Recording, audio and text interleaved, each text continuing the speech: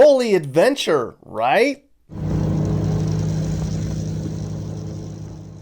We're out on the Louisiana bayous, and it's the first day of spring. Gators and swamps and mud and critters. There's really nowhere like this in the entire country, and we're only 10 miles from downtown New Orleans. One day, they think this is how all of New Orleans will look. It's sinking into the sea, or the sea is taken over. They've already lost coastline the size of Rhode Island. I read Southeast Louisiana loses a football field worth of land every hour to erosion, and that is a shame. You can move things, but you can't replace history. All the churches and cemeteries and culture. This stuff goes back a really long time. You can't recreate any of this again.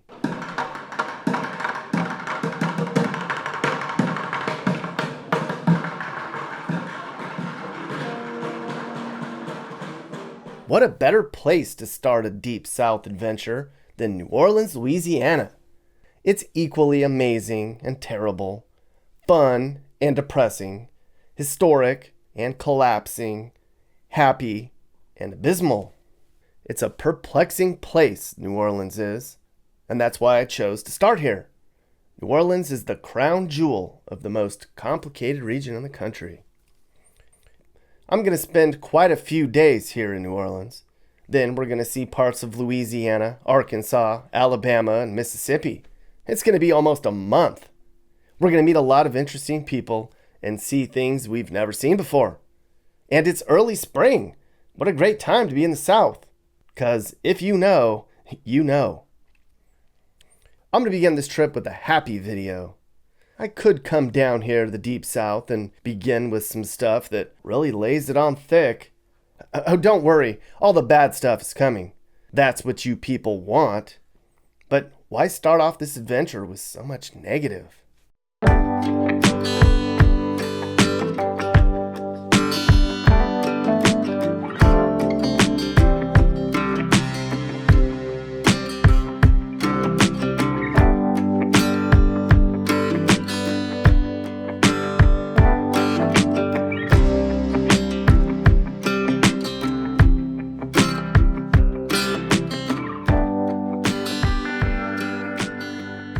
New Orleans is a great place to come to.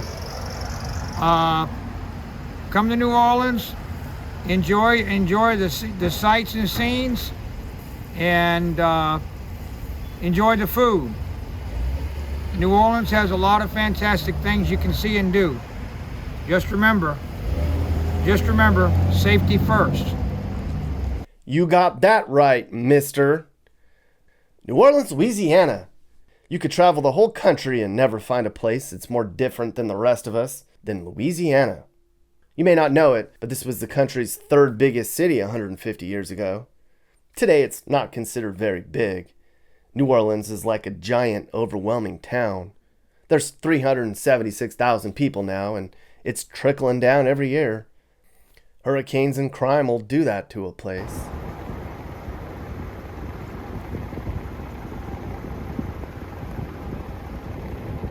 New Orleans isn't a very laid-back kind of place, I'll tell you that. I mean, sure, it's all laid back in an anything-goes kind of way, but it isn't relaxing or anything. You don't come here to chill, and the people who live here aren't chill. There is a lot of energy here. It's definitely not uninteresting. The energy here can kind of eat you alive. There's temptations everywhere you go. If you have an addictive personality, stuff like booze and drugs and gambling can really change your life since it's all over the place and so easy to get. You can drink in public, and I don't think they enforce too many drug laws here. Some people can handle it and thrive. Some people fall victim to it and wither. It can take people a long time to adapt here. Tourists learn that lesson pretty fast. There's all kinds of ways you can divide up New Orleans. This is a pretty easy way to do it. It kind of gives you an idea on what the place is like. We're going to begin up here in the French Quarter. It's really just a large neighborhood with a bunch of bars and restaurants and weird shopping places mixed in. And there's nothing like the Quarter. Nuh-uh.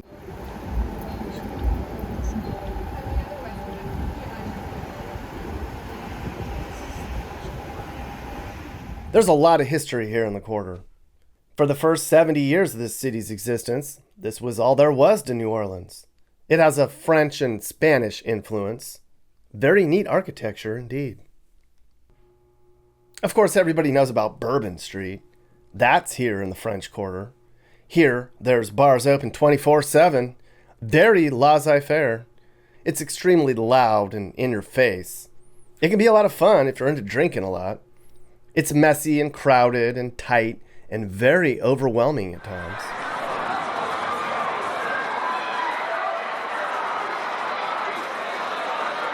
This is the heartbeat of the craziness of New Orleans. It's full of drunks and bums and people who were out there, let me tell you. Most of the people wandering around are the tourists and the locals trying to get as much money out of them as they can. They sure are creative in figuring out a way to make a buck. They really do earn your money. We met Wayne earlier. He had a sign that said, "Pay me to take a picture with me." Cool guy. What made you pick dinosaur for your costume?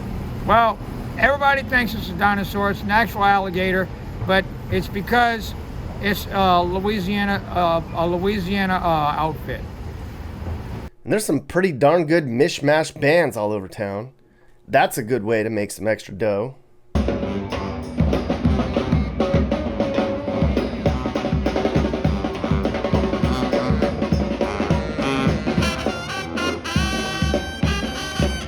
You can eat and drink to your heart's content in the French Quarter.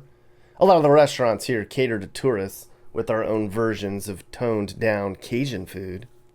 But I'll tell you what, there's an obsession with the odd here. There's lots of fortune tellers in town. I didn't have my fortune told because I already know what it'll be.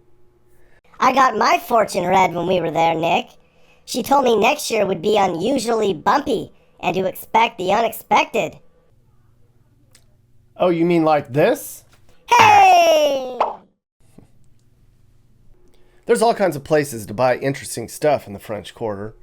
The fashion here could probably influence you if you've had too much booze. Although, I don't think I could ever wear those. Or maybe I could. A lot of over-the-top does well here.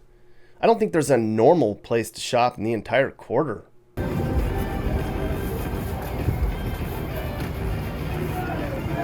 And voodoo and witchcraft and anything about ghosts are big sellers.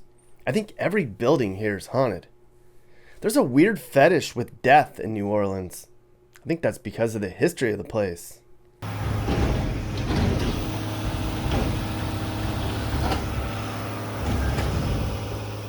This is not where you shop at Costco or eat at Applebee's. I don't think they even have that here. But there's plenty of places to buy booze. You just walk in and out of one of the liquor stores or bars and you take your drinks wherever you want to go. I don't think there's really any rules here, except don't steal and don't punch anyone.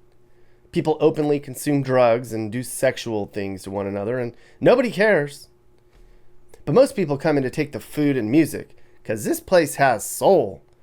Frenchman Street's part of the French Quarter, where all the good music joints are at.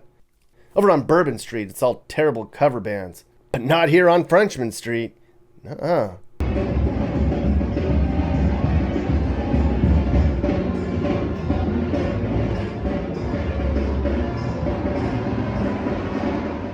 the music just spills out into the streets here. Super neat place to hear really good jazz music. And I'm not even a jazz music kind of guy.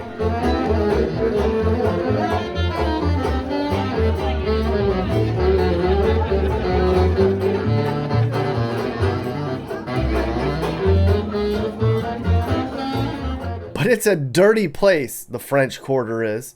The whole place smells like piss and trash and weed and mold.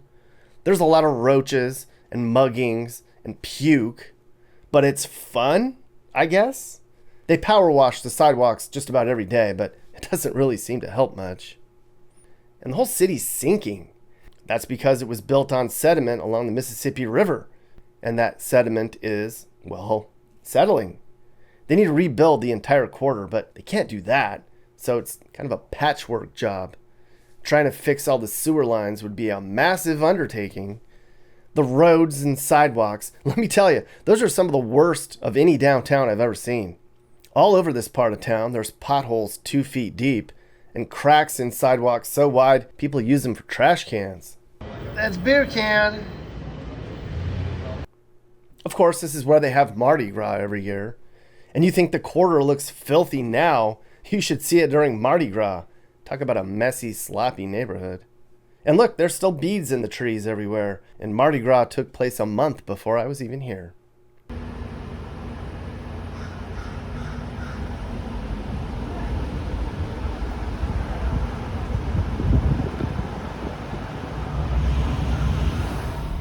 You're probably wondering, are there homeless here?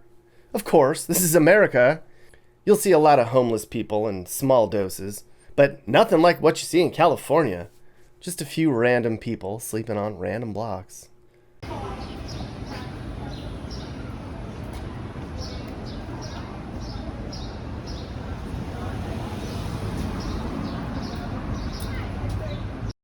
Somebody told me when I was there, we have a bad homeless problem in New Orleans. Did you see them all under the bridge? I was like, that's not bad. You need to see California if you think that's bad. You can do an entire video about the French Quarter. Maybe one day I will.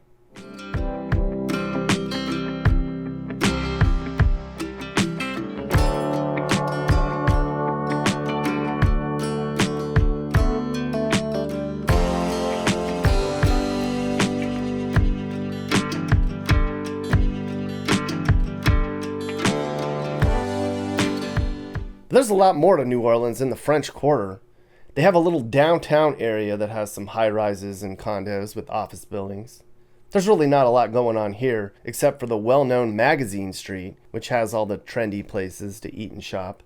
I didn't really think Magazine Street was very exciting. Kind of blah, but some people like it, I suppose. The less adventurous tourists, maybe. You don't really hear a lot about people moving to New Orleans for good jobs.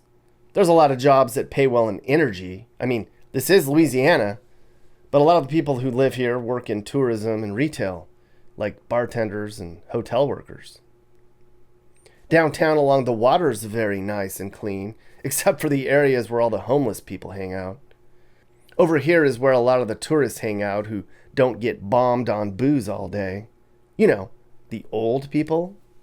It's over here where the cruise ships dock. It's also over here where the casinos and the fancy shopping places are located. So they have to keep this area nice and quiet, or the old-timers won't come back anymore. Just let them have their own little peaceful corner of the city, I guess.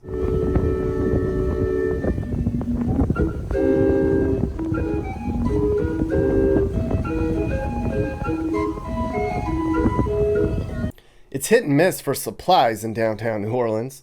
Here's what it looked like inside of a Walgreens that I ducked into. Those shelves sure are empty. As a tourist, you really got to plan ahead when you come here.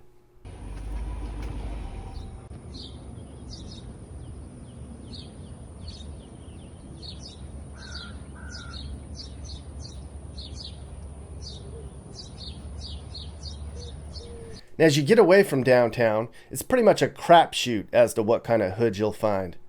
From what I could tell, most of the nicer neighborhoods are somewhere near St. Charles Street on the south side of town. All this stuff along St. Charles Street was built in sometime around the late 1800s. So these homes are well more than 100 years old. A lot of them creak. Many are haunted. I think they call this Queen Anne style. You can drive throughout the city and every neighborhood feels different. Some of them are beautifully restored, just like this one, where you can really see how they built things with style.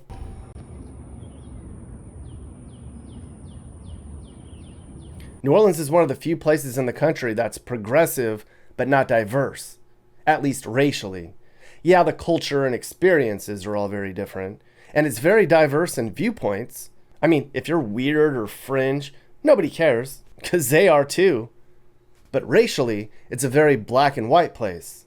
It's 60% black, 34% white, and just a teeny bit of Asian.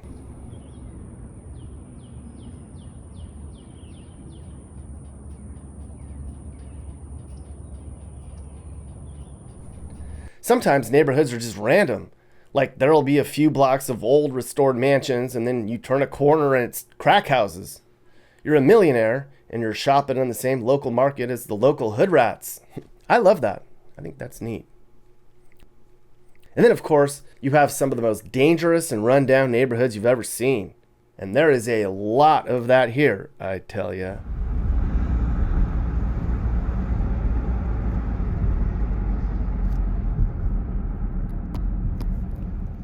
We're in the lower 9th Ward, about 2 miles from downtown. I'm sure you've heard of this place before. It's more dangerous here than just about any other place in the country. It's drugs, guns, poverty, and down on your luck. Right now, you could get an okay place here for about $250K, but you could spend $10K if you wanted to. But New Orleans hoods are no joke bad. Crime's the highest it's been in a long time now. It's one of the most dangerous places in the country.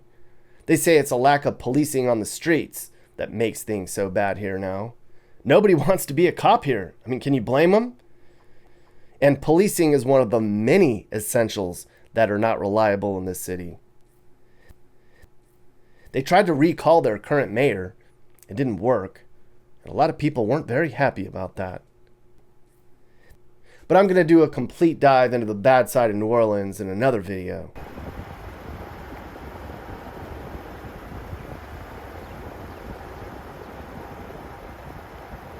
A lot of this area still hasn't recovered from Katrina. I mean, this was all underwater 20 years ago when the hurricane hit. And then another hurricane called Ida ripped through here and wrecked the place good. The skyrocketing crime and the fear of future storms is sending longtime New Orleansers to Texas and beyond. I think there's more New Orleans people in Texas now than there are in New Orleans. And all those people leaving's changed the culture and demographics here. One website is called 2050 Earth. It says this entire city is going to be underwater in less than 30 years. I know. Hard to imagine.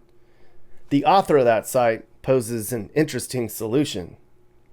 Although no one knows for sure what the future holds, we can still theorize and make predictions, the author says. Maybe somebody will invent a large, thick glass dome, which will be placed on the ocean floor. And then the water will be vacuumed out of this dome into the ocean, creating a large air pocket, basically. I can only imagine how well that'll go, trapping all these people inside. Do yourself a favor and read up on what happened inside the Superdome when half the city hid inside it during Katrina for 2 days. My word, large dome. I can't imagine how much weed smoke would be inside that dome. And they would probably shoot a hole in the dome the first day they put it up. Mappy, you're kind of right.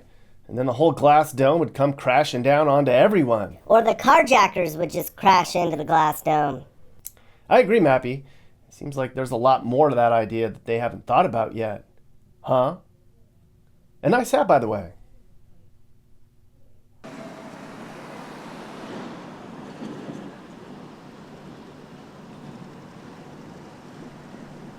There's some parts of New Orleans that aren't just restored mansions or urban ghettos. There's a middle class here.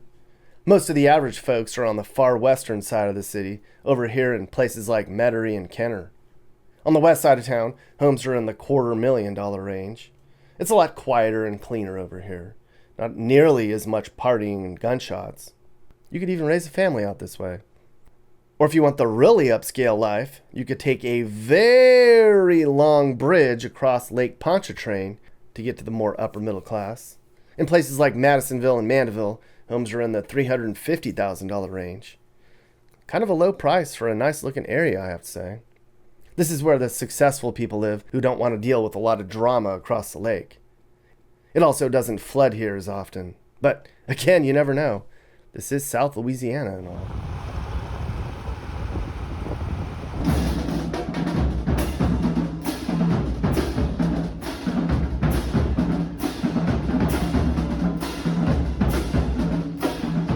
Well, out and about, I did a lot. I mean, I was in New Orleans for 3 whole days. So when you come here, you have 2 general areas to stay. You either go downtown to Boring Land, or you stay in the French Quarter. Who wants to stay downtown when you have all this on your doorstep? On my first night out, I decided to try the toned-down tourist version of Cajun food at a place called the French Market. I ordered the Bayou platter with shrimp, maki, and jambalaya. I don't do crawfish anymore. Not after sucking them heads at that Bayou place outside of Savannah, Georgia. Nuh-uh. The bathrooms here are gross, but that's New Orleans. All the bathrooms are nasty in the French Quarter. This is another bathroom at a random bar I stumbled into at 5:30 in the morning.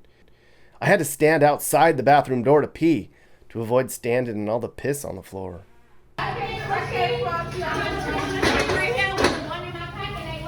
Some of the bars here never close down. I was up early one morning and I was going to drive to the hood, so I needed a coffee and, well, I hung out here for a minute. Nice people, drunk at 5:30 in the morning and all. Cars get stolen a lot here. That's a thing, let me tell you. I was walking around the quarter that same morning and I saw this car with a patched window and a sign. And they have a club on the car. Remember those? I haven't seen a damn steering wheel club since the 1980s. I didn't think they still even made those. But you gotta do what you gotta do here, I guess. On my second night in the quarter, I went to another tourist trap, a place called the Gumbo House. Neat place. Lots of tourists just like me inside. And look at that menu with all the hard to pronounce French things to eat. I got the chicken gumbo and a local turbo dog and a side of taters. Thanks, Fernandez.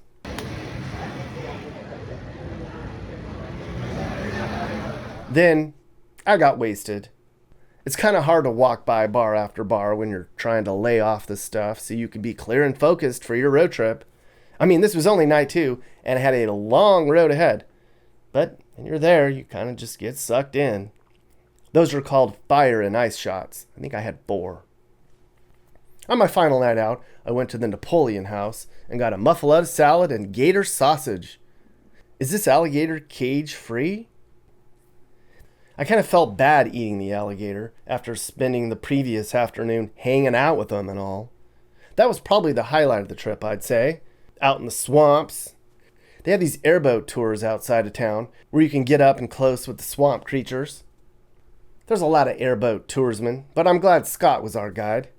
He's a good old Cajun with a lot of good stories. Come on. His left eye is one is blind. Come on. Come on, let's go. Come on, you see the chicken. Come on. So here's how it works. You pay like $30 and they take you out into the swamps for a few miles so you get up and close to the gators. And I mean close. Like they were under the boat. I asked Scott if I could touch one and he was like, "Go ahead, but you might lose your arm." Ha ha ha. But he was touching them all day. That's because he knows these gators very well. It's just a lizard. They all have names and they know their behaviors and where they live and who they mate with and what their diet preferences are. You missed it. There you go. Some gators eat marshmallows, but they all eat chicken. Amos likes chicken. That is wild. Oh, jeez. Oh, my God.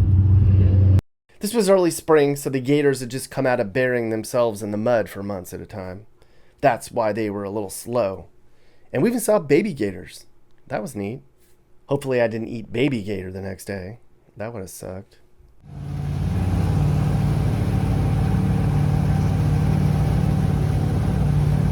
All this swamp is a mix of Mississippi River water and Gulf water. It was all really neat. I'm glad it was the first day of spring, though. I can only imagine how hot and buggy and muggy it would have been in July. That's a nope from me. And then there's Macon Fry. Now, there's going to be a whole video on him later, but I have to tell a little bit of his story right now. Macon lives on the Batture. That's basically the area of land between the mighty Mississippi and the levees.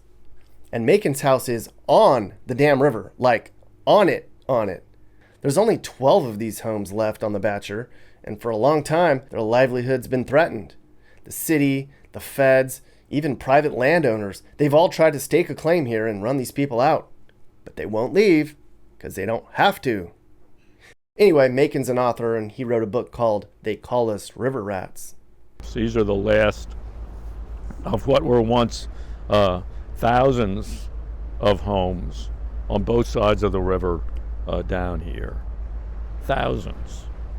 And some of them were like stilt houses like these, and some of them were like floating homes, shanty boats, not to dignify it with houseboat, but shanty boats. And some of them were places where shanty boats that had like grown legs been put up on stilts. Here he sits and works on his house and stares out over the river every day. He watches the barges go by and feeds his pet goats, Inky and Dinky. Nice life, I have to say. There's going to be a whole video about making down the road, though. New Orleans, a city where decadence meets dangerous. It's not for everyone, but it's something that everyone needs to see. There certainly is no place like it. If you're into history and weird and energy, you might come back more than once. But for a lot of people, they visit, they get drunk, they look around and kind of shrug. People who live here a long time say you either love New Orleans or you hate it. There's no in between. I can't think of a real reason that a family would want to move here, though. It's far from perfect, but the people here are very close. They all know each other. They're in this whole New Orleans thing together. And the question is, will it still be here like this one day? Probably not. And that's a bad thing.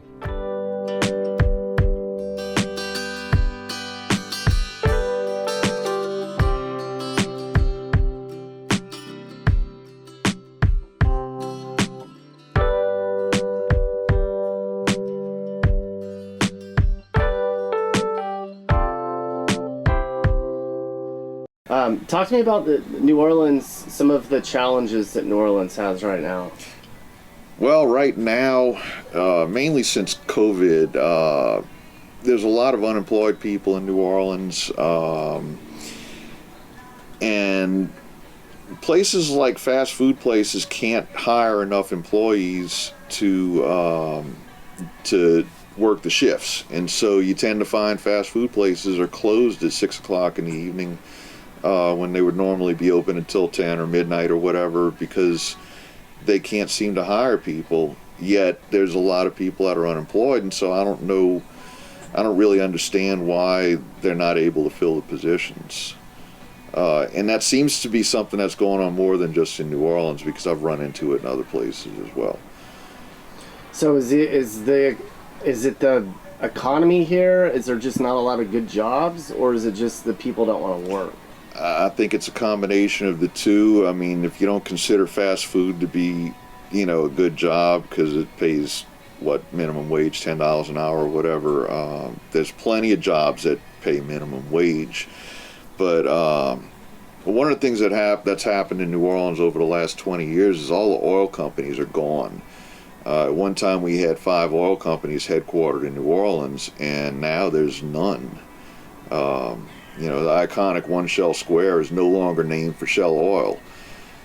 So that's one thing that's really changed in New Orleans over the last 20 years. Mm-hmm. So is the city trying to evolve its economy? I don't really know what the city's trying to do. The city administration is kind of screwed up, and it has been for several years. If you look in the news, they're trying to recall the mayor, and the city council is just always in turmoil. I don't live in the city of New Orleans. I don't vote there, so I really don't have a whole lot of say in it. But things are screwed up in New Orleans, and things are going to continue to be screwed up in New Orleans until they get rid of everybody that's in the city administration and start over from scratch. And whether that's ever going to happen remains to be seen. The economy is not doing well. The crime has skyrocketed, mainly since COVID. I mean, it's always been kind of a high crime city, but with COVID, things were shut down for a long time, and as things started to come back, it's gotten worse and worse, particularly since they started removing the COVID restrictions. And if you look at the crime stats, the number of stolen cars in the city of New Orleans is just astronomical. We're in the 3rd month right now, and there's been thousands of cars stolen. And you can look up the exact statistics every day and see that number jumping up by 100 or more. It's just crazy how bad things are. And most of it is probably petty crime. I don't think violent crime is really up that much.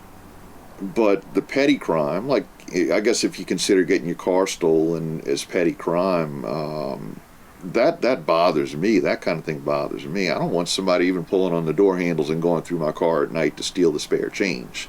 And that's the kind of petty crime that we get in the suburbs. But it's all just going way, way up. And anybody that tries to tell you crime is down is not being truthful. So why is it so dangerous over there? That's kind of hard to answer. I guess it's something that you get in any urban inner city setting, like you would get in places in New York or Chicago. New Orleans is a much smaller city than either of those, but I think it's a similar thing. Is you got a lot of people concentrated into a small area, and they may not have enough to do to occupy their time. In a lot of cases with the young people, it's the lack of parenting. Either the parents aren't interested in being parents and teaching their kids right from wrong, or they're so busy working, desperately hustling, trying to support their family that they can't, they're absent, they're not there to teach their kids right from wrong. Has New Orleans ever recovered from Katrina? To some extent, it's the population has come back, but there's a lot of stuff that's never going to be the same as it was before. There's entire neighborhoods that are missing, and people live in those neighborhoods, but they don't have the close-knit community that they once had. And if you live in that kind of a situation, I think that can cause psychological issues, as far as just something that's always been a certain way, and it's just totally different now. But now, it's 17 years since Katrina, so we're moving on to another generation that doesn't even really remember Katrina. So we're getting on into a whole new set of population that it doesn't really have that much effect on. Mm-hmm. Talking about what makes New Orleans unique. Visually, and culturally, and you can experience it when you're here, and you can research it. But there's something about just being there that feels like nowhere else I've ever been. Well, it's definitely different from anywhere else you've ever been, because New Orleans historically was kind of a melting pot of different people of different backgrounds and ethnicities. We had the Spanish and we had the French, and we have a lot of Haitians and Caribbean Islanders that come here.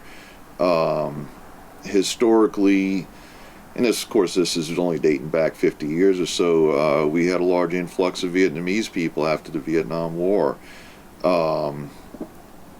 Later, we had a lot of Spanish-speaking people come in, and then after Hurricane Katrina, we had even more because they were looking for work, and there was work to be done here. So we've always had a wide variety of different people from different backgrounds here in New Orleans, and all that kind of goes together to create a unique atmosphere. Whether it comes to whether you're talking about the music, the food. It's all nothing is just specifically from one place. Mm-hmm. What do you think what keeps people in New Orleans? Why don't people leave with the crime issues, jobs? I hear about, the threat of hurricanes. Why do so many people live here and stay forever? Well, personally, and my family goes back to the 1850s in New Orleans. You can say that you got to worry about the hurricanes. Well, where are you going to go? You go anywhere else.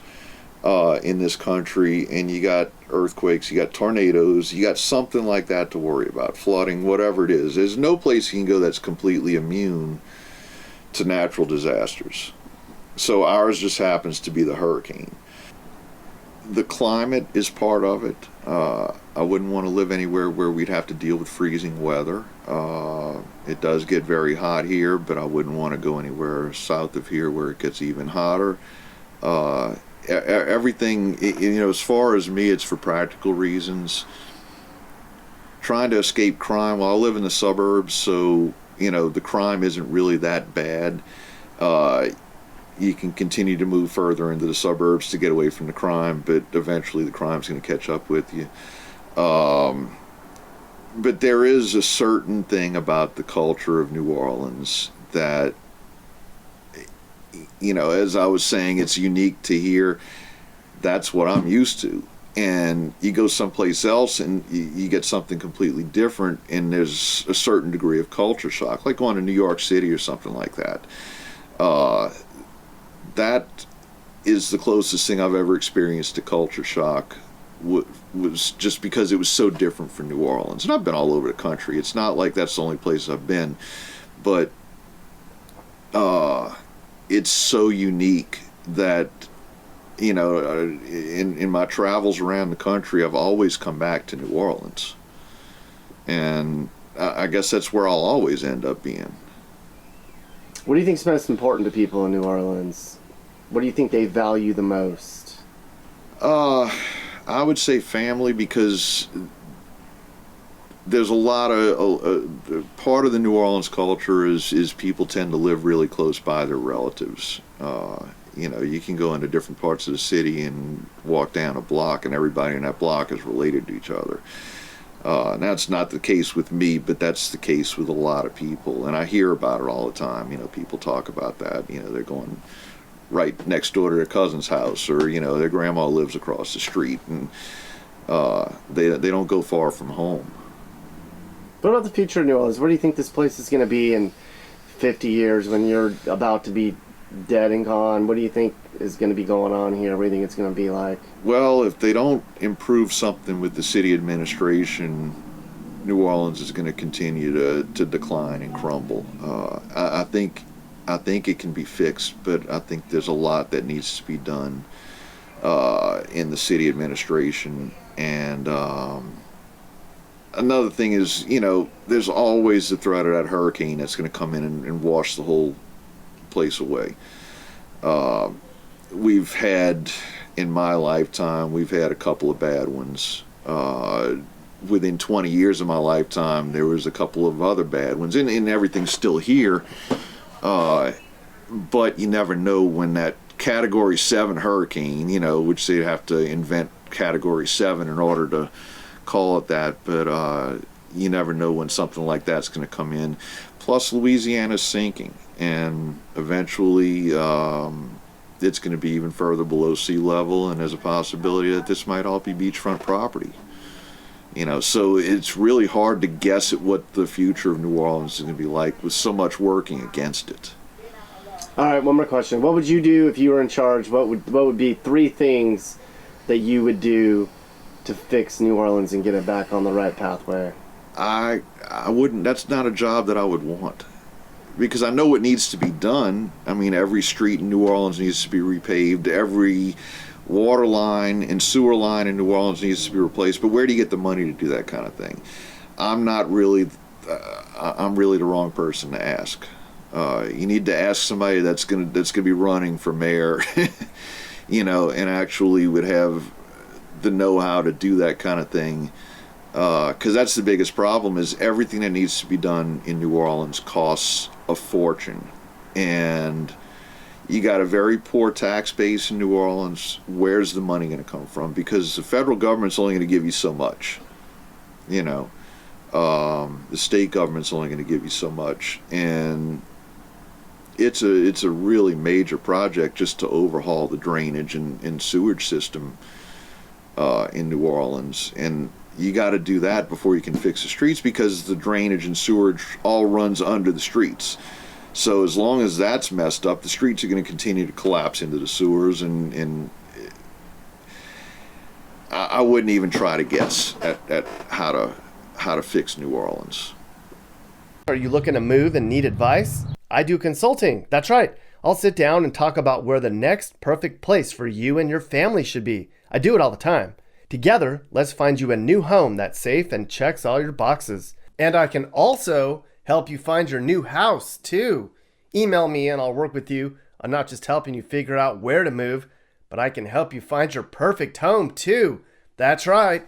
I know awesome, reliable agents all over the country, and I'd love to connect you to somebody who can help you search for that perfect home. Hey guys, if you learned something new about America or what it's like to live in America, great. You should think about subscribing and turning on your notifications. You can also click one of these videos or playlists for more. This is Sage, Nick's manager. This has been a Corner House Entertainment production.